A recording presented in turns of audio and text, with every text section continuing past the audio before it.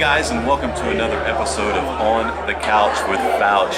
Today I am at the National Quartet Convention in Pigeon Forge, Tennessee, and I have Jeff Chapman of the Kingdom Heirs with me. Thank you for joining me, sir. Oh man, I've been looking forward to this.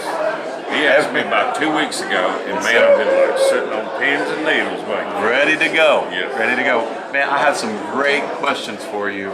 You guys really came out and submitted some fantastic questions. As always, you guys are the best. The most popular question that we got for you was people asking questions about you doing vocal impressions of different people. People named Willie Nelson, J.D. Sumner, Chris Farley, Tim Riley, every one of those guys. So my question, or I guess the question that what they all wanted was to hear you do some vocal impressions. So to get that out of the way up front, why don't you give us a few examples of some of those vocal impressions? Let's see. Well, all this happened at Dollywood, and you can thank the Kingdom Heirs for bringing this forward. One day we were in the studio and we were doing picture shots. Well, Steve and the guys wanted me to do some type of impersonation of someone telling people how they could get on the Kingdom Heirs website. Well, I immediately jumped in. My name is Matt Foley, and I'm going to tell you how to get on the Kingdom Heirs website. And so I did that, and that's where it blew up. And then during Christmas, I do an old song on our Christmas album called Pretty Paper. And I do it the way I would normally do it, and then they get me to come back out and I do it. Pretty paper, pretty ribbons, blue. Anyway, so Willie. That is good. I've always done this because my mentor, you know who my mentor is? Tim Riley. Well, and just a few weeks ago, after he had his stroke, I was able to fill in for him because we were off, and that was an honor. Get up there and try to do Mr. Tim Riley, and that was fun. So, my name's Tim Riley. I'm from Glencoe, Alabama. Would you make walk come on like old city tonight? So that is amazing. You do, and then a J.D. Sumner was the other one that they asked about. Matt, I really enjoy doing J.D. Sumner because he was one of my mentors. I can't tell you what on J.D. I can't really tell you what J.D. told me when I first met him, but it would probably turn you red. Oh, a little embarrassed. Yeah, but anyway, that was a little awesome, bit about man. Okay, so obviously you got Willie, which you did. Well, in order, you did Chris Farley. That was the Matt Foley one. Chris Farley. If you don't know, he was a comedian, actor. He was an actor who was very funny. He did a lot of movies. Died way too young. He did. Yes. He did. Funniest guy on the He was planet. on Saturday Night Live for a long time. That's where people really picked up on him. Then he did the Willie, and then you did the Tim, and then you did JD. So there you go. He got them all in. So which one is your favorite to do? Oh shoot, Chris Farley. I love doing Chris Farley. He just.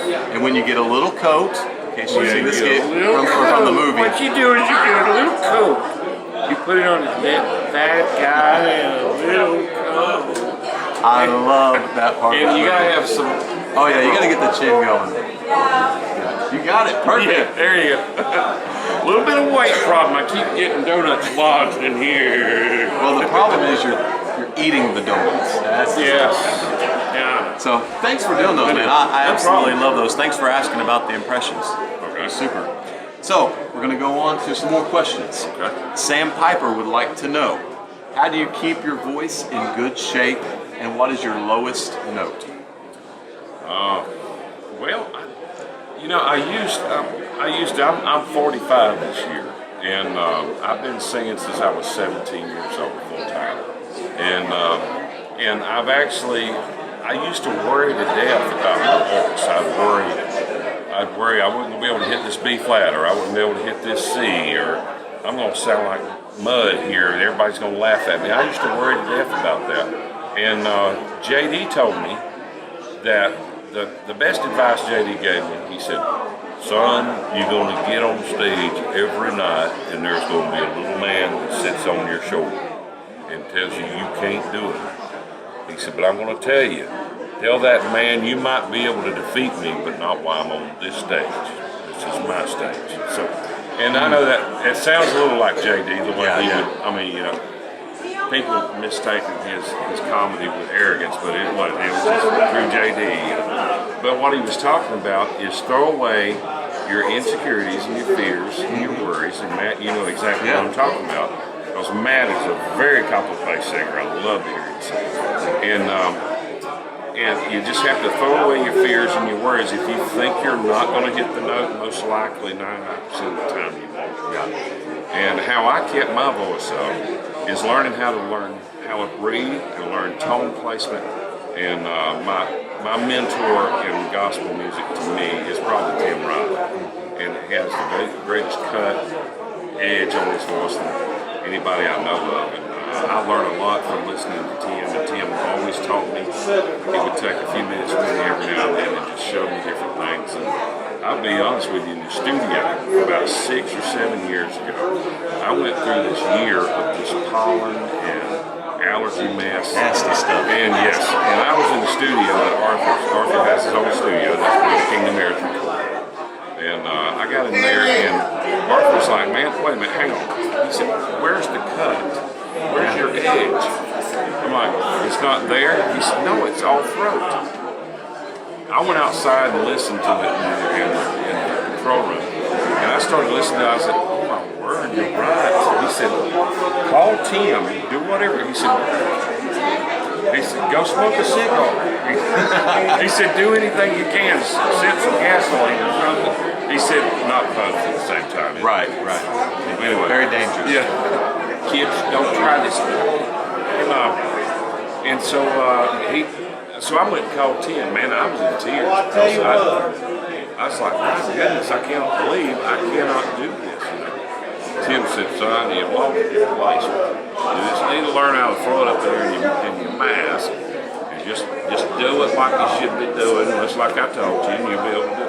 And after a little while talking to him and working on my tone placement, I was able to get right back in it.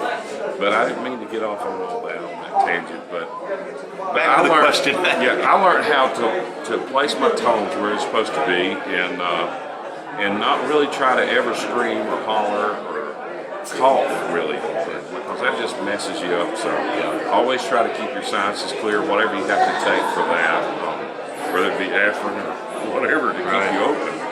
That's how I keep that. Then your lowest note. My lowest note. The lowest note I did was a half a step above the double C. That's the lowest I've ever hit. Was C sharp. I don't know all that musical stuff, but that is really, really low. That's way lower than I could even think about singing. It's very low. But great question, Sam. Thank you for that. Next question is from Vaughn Media, and he would like to know, how old were you when you knew you were a bass singer? Well, I was just talking to someone at the table about this a while ago. When I was a kid, we actually, I walked around all the time. I had a high-pitched voice. I was singing in the clouds most of the time. And I would scare Mama to death with a squeal. She always picked at me about. And when I was about 11 or 12, my voice grew. And I knew, I was always a big fan of the Waycross All Night Sing and going and seeing all the gospel quartets. My favorite bass singers back then were Tim Riley and Mike Holford. And so I always loved, and of course I loved JD. We were just a legend, you know. And then I heard George Yacht start singing at cathedrals, and I was like, oh my word, that's the prettiest voice I've ever heard for a bass singer. And I loved the way he sounded. And as a kid growing up, my family had a group. My daddy sang bass. My mama sang tenor. And me and little brother just Here we go. Right in there. Saw where that one was going, didn't you? You saw it. It's a premonition. Yeah. Anyway, so we kind of, I kind of knew it when I was about 11 or 12. Yeah. I could sing Under Control when I was 13 years old, the same key Tim did. I was about the same age when my voice started to go to bass, but it was not that low. I didn't realize how low it was. I mean, Daddy actually, was pretty good. But he was kind of like Ray Dean, a mixture of Rock Spear and Ray Dean. Okay. So it was kind of like this. It's like, they're along. That's the way my daddy sounds. But I listened to that, and when I was a little boy, I was probably 5 or 6. I could hear the bass part when I was a little boy. I always stand there going, I could hear. And it was that low as well. Yeah. But anyway, I was 11 or 12. Okay, cool. Yeah, just about that time when, just naturally, usually, a guy's voice starts to change. You hit puberty and it just starts happening. So, the next question is from Eric Ferreira. I'm sorry, man, I'm not familiar with how to pronounce your last name, but thanks for the question. And he wants to know, do the Kingdom Heirs have plans to go to Brazil? Well, Eric, I talked to you a lot on Facebook, and you asked me that question once before, and what I'll do is I'll definitely let you know, because all the guys with the Gillian Quartet, the Gillian Quartet, we talk about it all the time, and they've got Gold City going first. Yeah, they're actually Gold City's going to Brazil, I think, next year. Next year. And since we are at National Quartet Convention, there are usually several guys that come here for the Quartet Convention that are from Brazil, and they have a group in Brazil or a couple different groups, and it's really neat to get to talk to them and just what little with the language barrier sometimes there's a problem, but what little bit we can communicate. It's neat to see the experience that they have there compared to what we and they absolutely love coming here because these groups are the groups that they have cut their teeth on in gospel music, and they absolutely love being here. That's right. Muchos gracias. And whenever they decide to book something, he'll let you know. Next question, Jeremy Newell would like to know, who is your favorite bass singer? My favorite bass singer. My favorite bass singer has to be Tim Rowe. Because he taught me so much, and I call him my Jedi Master. So he is. The force is strong with Tim. He has trained several guys. He's been a great mentor. Tim is great. And just as a side note, we are here at National Quartet Convention. We got a lot of people walking around, so if there's a little background noise, it's part of the ambiance of being here on the couch with Fouch at the National Quartet Convention. Next question is from Adam Barron. And Adam wants to know, what is your favorite song? My favorite song? There's so many. Just pick one. Okay. My favorite song that the Kingdom Heirs do is Forever Changed. It's probably one of the greatest songs I've ever heard. I'd have to say my next greatest song is Beyond the Gates. That's my favorite gospel song of all time, which is in the hymn. Yes. And if if he was asking just Kingdom Heirs songs, you guys have done so many great songs. So there's a lot to choose from. Next question, Nathan Curtis would like to know, what is your favorite microphone? Favorite microphone? Well, we use the Shure brand, and I haven't found anything in Shure yet. I'm not slamming them.